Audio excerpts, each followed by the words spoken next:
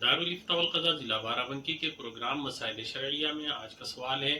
سائل لکھتے ہیں کہ امام تراویح مسجد میں دوران تراویح سجدہ تلاوت کا اعلان کرتے ہیں، یہ کرنا درست ہے یا نہیں؟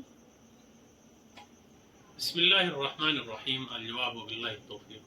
دیکھیں، آپ نے جو سوال کیا ہے کہ امام تراویح کا سجدہ تلاوت کے لیے اعلان کرنا یہ درست ہے یا نہیں، تو اس سلسلے میں آپ یہ سمجھیں کہ یہ اعلان کرنا ثابت نہیں ہے۔ البتہ اگر کسی مسجد میں مجمع کثیر ہو، ازدحام ہو اور مقتدیوں کو سجدہ تلاوت میں جانے سے مغالطہ ہو جائے، بعض رکوع میں ہیں تو بعض سجدے میں ہیں، جو آگے والے ہیں وہ جو ہے سجدے میں چلے گئے، پیچھے والے رکوع میں چلے گئے، تو اس کی وجہ سے اگر کوئی اعلان کر دیتا ہے کہ فلاں رکعت میں سجدہ تلاوت ہے تو اس میں کوئی مضائقہ نہیں ہے، لیکن اس کو لازم اور ضروری نہیں سمجھنا چاہیے۔ بہتر یہ ہے کہ اعلان نہ کرے، اور اگر کر دے تو کوئی حرج نہیں ہے۔ فقط اللہ تعالی عالم بالصواب۔